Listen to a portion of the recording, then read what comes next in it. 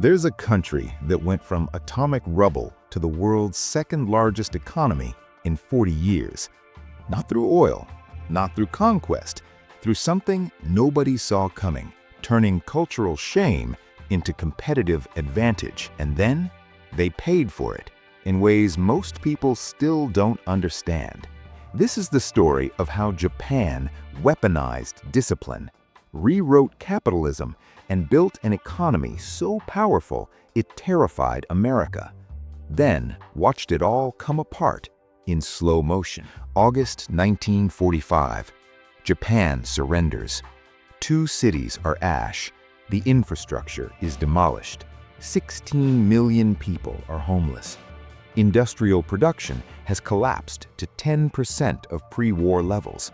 By every measure, this is a nation that should take generations to recover. 25 years later, Japan is making better cars than Detroit, better electronics than anyone, better steel, better ships, better cameras. The Tokyo Stock Exchange becomes a casino where everyone wins. Land prices go parabolic.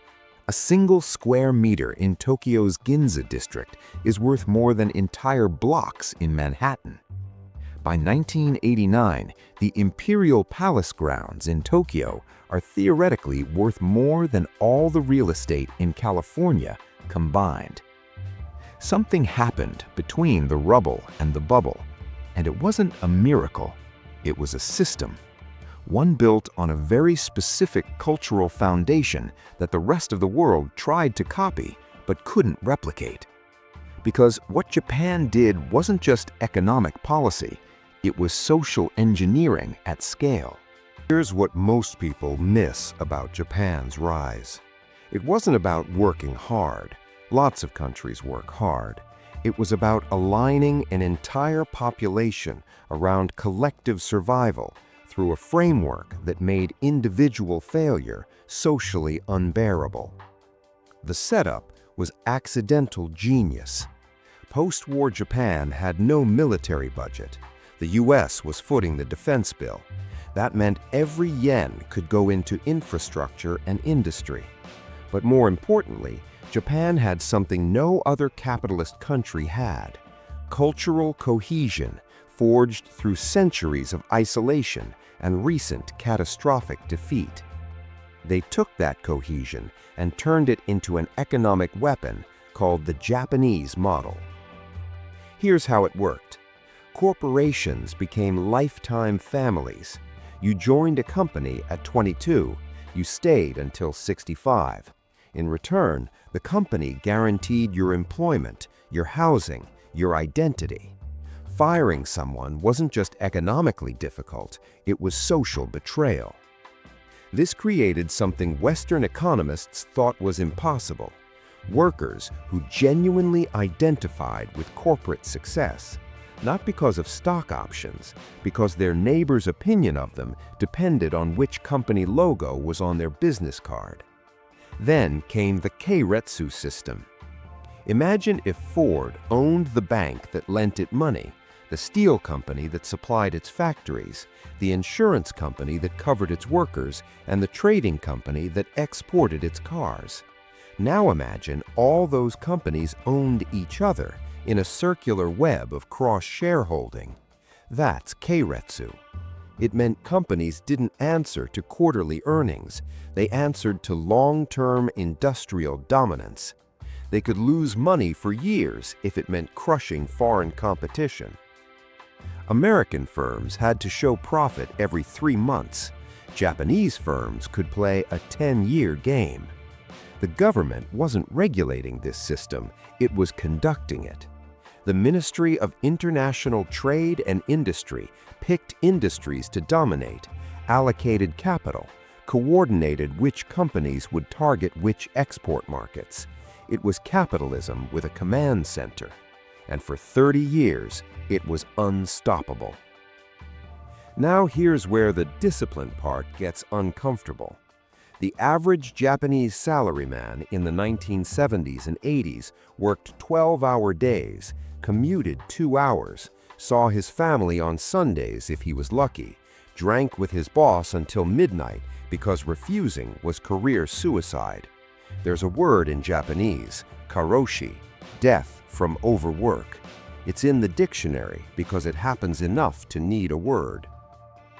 Women were systematically excluded from corporate careers.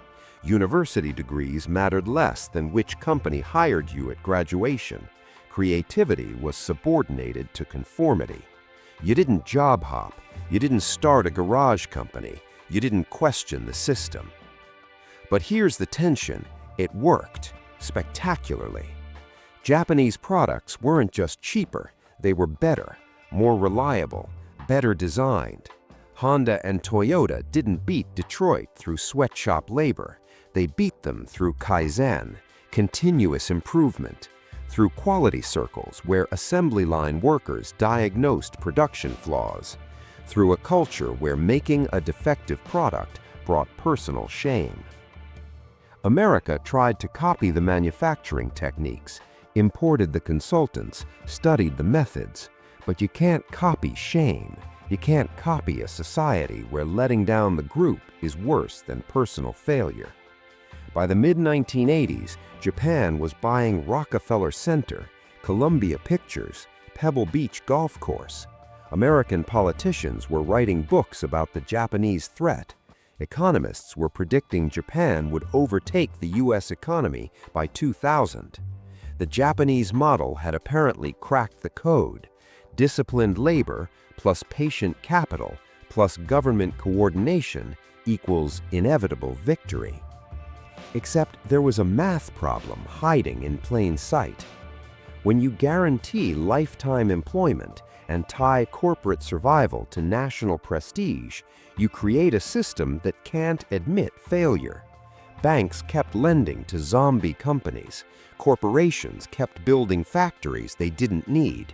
Real estate prices kept climbing because stopping the climb meant admitting the whole thing was overvalued. The Bank of Japan kept interest rates artificially low.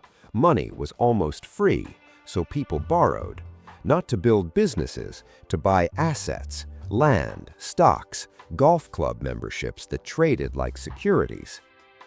In 1989, the Nikkei stock index hit 38,915. The ratio of stock prices to actual corporate earnings was 60 times. For context, that's roughly double the peak of the 2000 dot-com bubble in America. Everyone knew it was absurd. Nobody could stop it, because stopping it meant breaking the social contract, and the social contract was the only thing holding the system together. December 1980, the Bank of Japan finally raises interest rates, not dramatically, just enough to tap the brakes. The brakes don't work. The machine breaks. The Nikkei loses 20% in 8 weeks, 40% by year-end. Land prices follow. Then the banks reveal they've been lending against collateral that's now worth half what it was. Japan enters what's politely called the lost decade, which turns into the lost 20 years, which is now pushing towards the lost 40 years.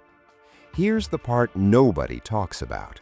The crash didn't come from laziness or corruption or foreign competition. It came from the same discipline that built the miracle. Japanese banks didn't foreclose on bad loans because forcing bankruptcies violated the social obligation. Companies didn't lay off workers because lifetime employment was sacred. The government didn't let firms fail because industrial policy demanded continuity. So instead of a sharp, painful crash and recovery like America in 2008, Japan got a slow, grinding deflation that's still going on. Zombies kept alive by cheap debt, productivity that stagnated, a generation of young people who stopped believing the system would reward their discipline. The ultimate irony, the same cultural traits that built the fastest economic rise in history prevented Japan from clearing the wreckage. Today, Japan is still the third largest economy in the world, still makes incredible products, still runs with a precision most countries can't touch.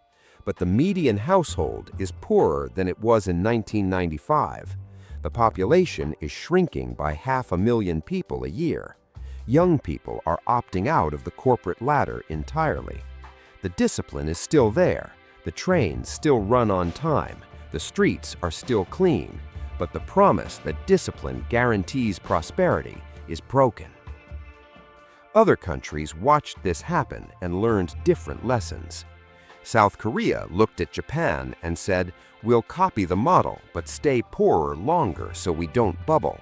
China said, "We'll copy the state coordination, but keep the labor cheap and the capital controlled."